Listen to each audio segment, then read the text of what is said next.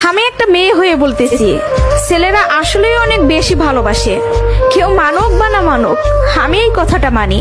এটা একটা আপুর গল্প। আপু আমাকে বলছিল, আমি যখন ইন্টার ফার্স্ট ইয়ারে পড়ি, একটা ছেলে আমার পিছনে সব সময় ঘুরঘুর করতো। আমি যেখানেই যেতাম ও ঠিক আমার পিছনেই থাকতো। আমরা একই মহল্লাতে থাকতাম। সেই ছোটবেলা থেকে আমি ওকে দেখতেছি। একটু জেদি, তবে কোনো মিথ্যা নেই ওর ভিতরে। ফলচাতুরি এসব কিছুই বুঝে না, আর অনেক চাপা স্বভাবের একজন মানুষ।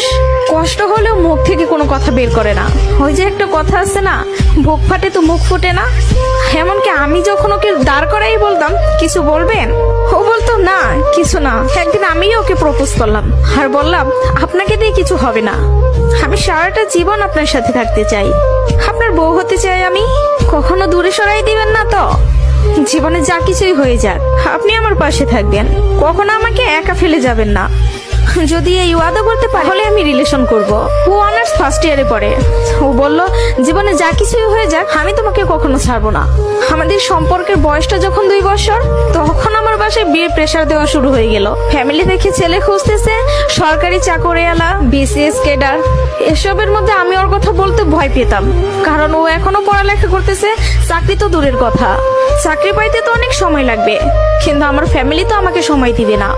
আমি অনেক কষ্টে আম্মুকে রাজি করাই। আম্মু যেন আব্বুকে এই কথাটা বলে, আর আম্মু আব্বুকে বলে। আব্বু সাথে সাথে মুখের উপর বলে দেয়, সম্ভব না, বেকার ছেলের হাতে আমি আমার মেয়েকে দিব না। তখন আমিও ভাবছিলাম, কথাটা তো ভুল না, কথাটা তো সঠিক। কোনো বাবা মাই চাইবে না বেকার ছেলের কাছে মেয়েকে বিয়ে দিতে। আমি নিজেও তো কখনো চাইবো না, কিন্তু তারপরও মাথায় চলতেছে, আমি যদি ওকে হারাই ফেলি, আর কখন কি ফিরে পাবো ওকে? আমি তো আর ফিরে পাবো না।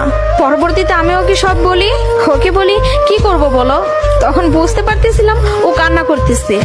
ও আমাকে বলে, আম্মু ডাকতেছে, জাস্ট একটা মিনিট, আমি আম্মুর কথাটা শুনে আসি, তুমি একটু লাইনে থাকো, এসে তোমার সাথে আমি কথা বলতেছি। আমি তোমার জীবনে আছি 2টা বছর, কতটুকু আমাকে চিনো জানো আমি জানি না, কিন্তু তোমার পরিবার তোমার সাথে 18টা বছর তোমার পাশে আছে। আমি কখনো বলবো না যে তুমি তাদের ছেড়ে আমার কাছে চলে আসো। আমি জানি না আমার বাসায় থেকে মেনে নিবে কিনা। পড়ালেখা শেষ করতে করতে আরো 2টা বছর লেগে যাবে, কবে চাকরি পাবো সেটারও তো কোনো ঠিক নাই। আমি যদি তোমাকে ভালো না রাখতে পারি, আমি তো নিজেকে কখনো মাফ করতে পারবো না। আমার কাছে তোমার হাসিটা অনেক দামি, তোমার যেটা ভালো মনে হবে তুমি সেটাই করো, তুমি যা বলবো আমি সেটাতেই রাজি। এসব কথা শোনার পরে, আর যাই হোক, একটা মেয়ে তার ভালোবাসার মানুষকে কখনো ছেড়ে যাইতে পারে না। আমি তখন একটা জিনিসই ভাবতেছিলাম, জীবনটা তো ছোট, আর আমি আমার এই ভালোবাসার মানুষটাকে হারাই ফেললে আমি নিজেই সারা জীবন আফসোস করব। এরকম কোনো ছেলে আর আমাকে ভালোবাসতে পারবে না, আমি ওকে ছাড়তে পারবো না। আমি বাসায় আবারও বুঝাই, তারা বুঝে না। তারপর আমি বাসা থেকে বের হয়ে যাই। বাসা থেকে বের হয়ে ওকে ফোন দেই আর বলি, আমাকে নিয়ে যাও। ও তাড়াহুড়া করে বাড়ি থেকে চলে আসলো। আমি বললাম, আমি তোমাকে বিয়ে করব। ও আমাকে বলে, আমি বলছি না তোমাকে, তুমি যা বলবো আমি তাতেই রাজি আছি, তবে একটা কথা, আমার সাথে থেকে যদি 3 বেলার 1 বেলা খেয়ে থাকতে হয় পারবা? তার জন্য আমি সবকিছু ছেড়ে আসলাম, তার জন্য আমি সবই করতে পারবো।